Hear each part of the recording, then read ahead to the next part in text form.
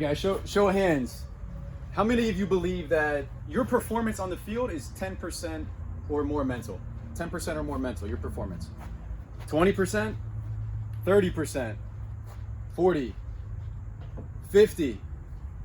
I'll stop at 50. If you look around, everyone's still got their hands up, right? So if we have such a vital part of our performance, why does it get overlooked so much? Why does it get overlooked so often? So today, 10 minutes of time, I'm always asking, how can I make the most impact? How can I help athletes in just a short period of time? Not where it's going to help you for just these 10 minutes, but where it's going to help you avoid some of the obstacles that you're going to face as an athlete.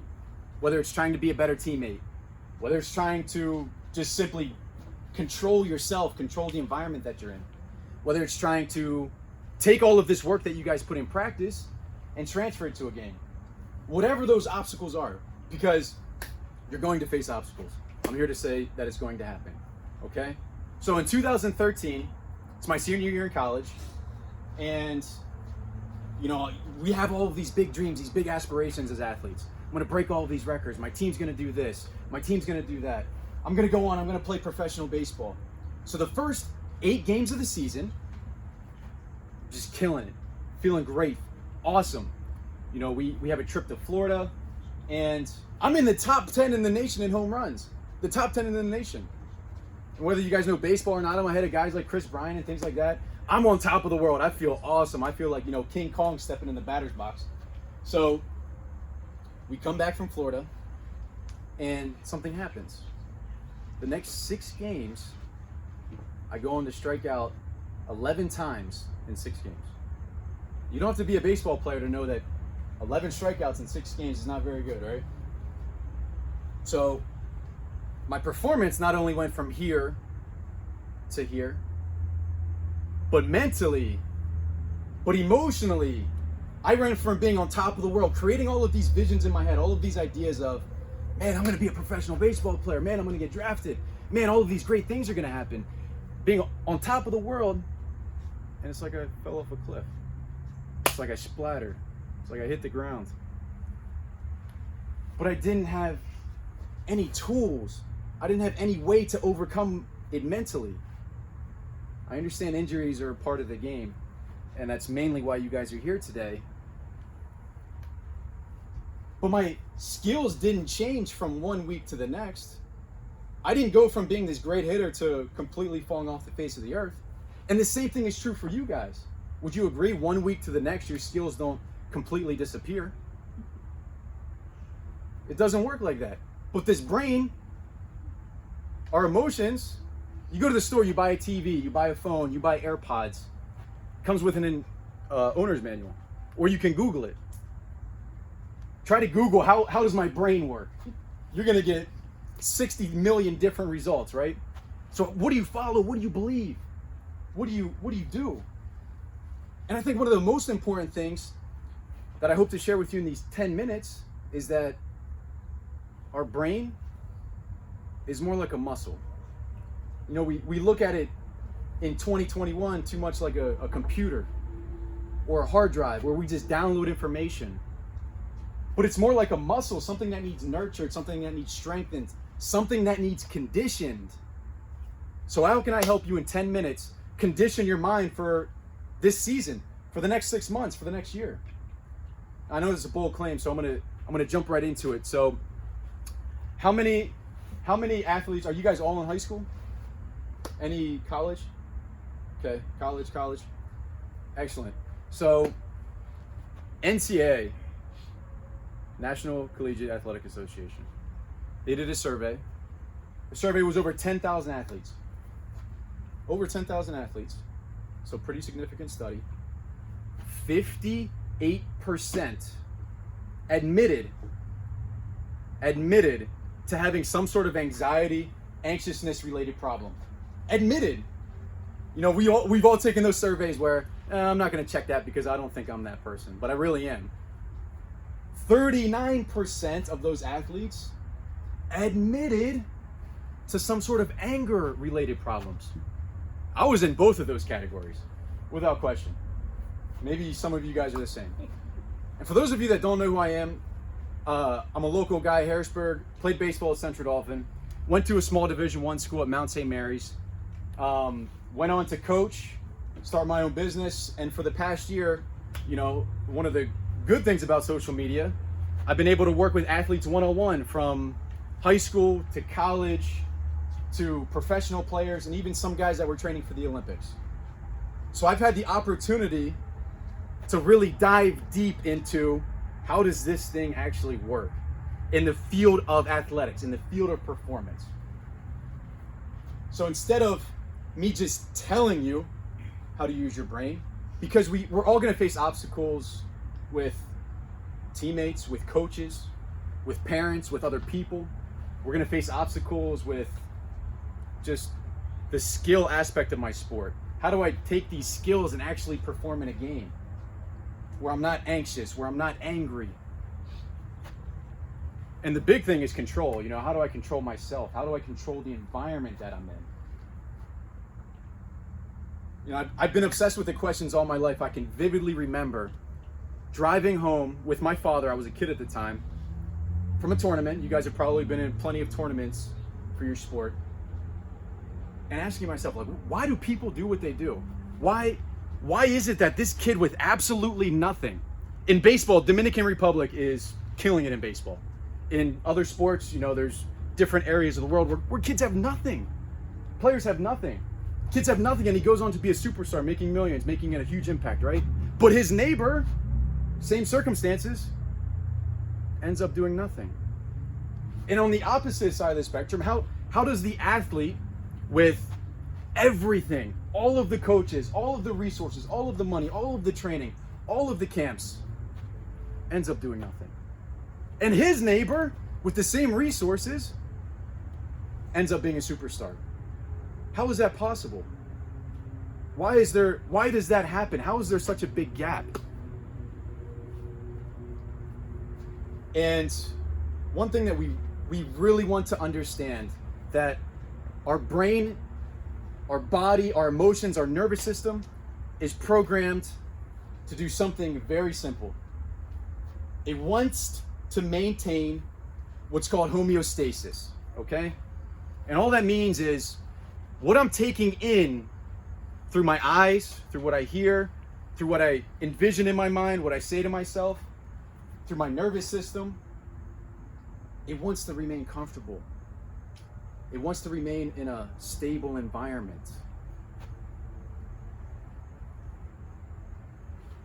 See, but there's things, if we're going to have success as an athlete,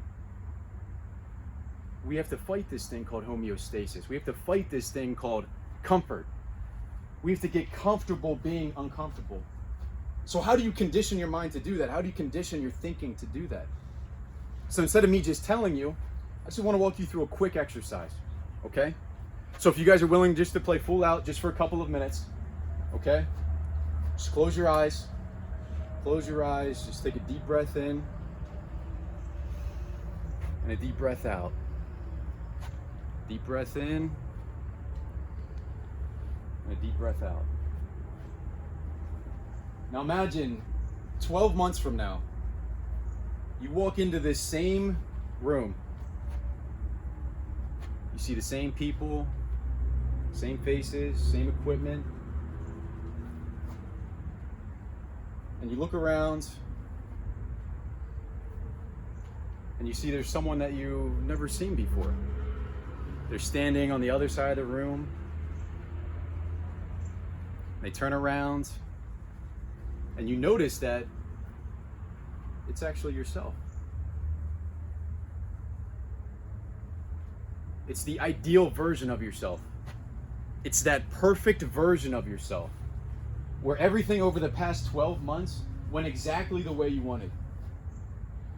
All of the relationships with teammates, with coaches, with parents turned out the way you wanted. Everything with your skill work turned out exactly the way you wanted. You performed on the field exactly the way you wanted.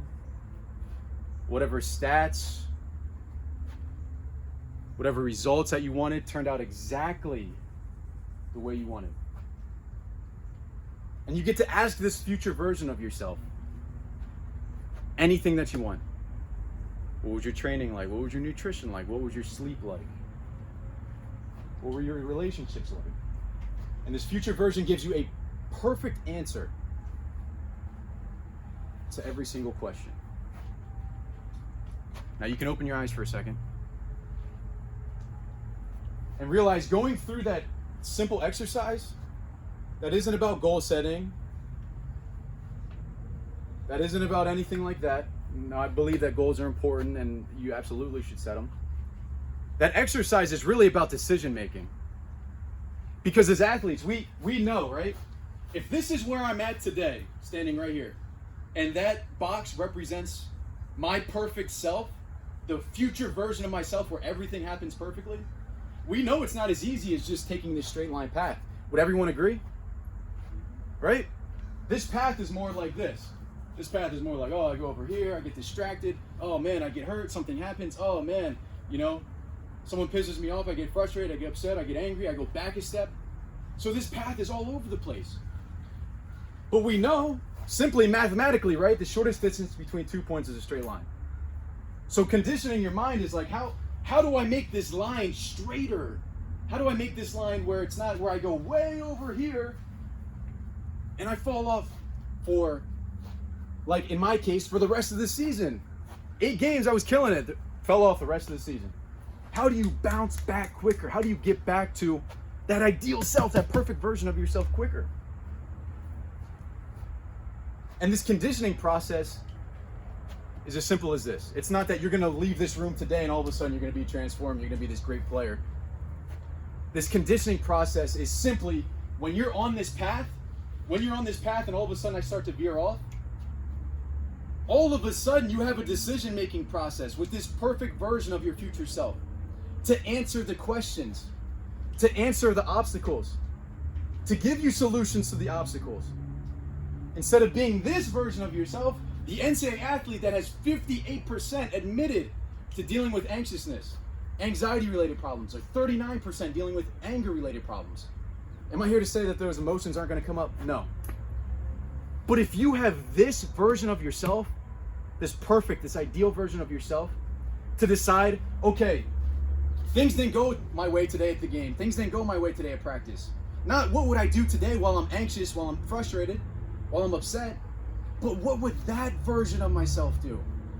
What would this ideal version of myself do? Does that make sense? Because the emotions that we get stuck in, that anxiety, the anger, the guilt, the shame, those are the things that make this path way longer than it needs to be. I'll give you a perfect example and I'm about to wrap it up, okay? I was working with a professional hockey player. And this was last winter. I was working with a professional hockey player online. He was playing overseas. And every time he messed up in a game, he had this idea in his mind. He had this strategy in his mind that when I mess up, I need to beat myself up mentally. So, anger, guilt, shame. He thinks he needed to drive it deeper into his brain, into his nervous system. Probably not a good strategy, right? Because then it carries over to the next practice and then the next game. And professionally, if you can't get past it, you're cut, you're released. Your job's over, your career's over, right? He had that strategy since he was a kid, since he was a baby. And the thing to understand that sometimes these strategies that we have to deal with these obstacles on this path, we didn't consciously choose them. It's just the nature of our brain wants to remain safe. It wants to avoid the pain. It wants to remove ourselves from those obstacles, remove ourselves from those situations. It wants to remain safe. But if we have a decision-making process to say, okay, this is a little painful, I can actually go through it because this version of myself, this athlete version of myself, says it's okay. They know exactly what to do. And having trust in that decision-making process. So I appreciate you guys. A couple minutes today. I hope that impacts you beyond these 10 minutes. So I wish you guys the best of luck this season.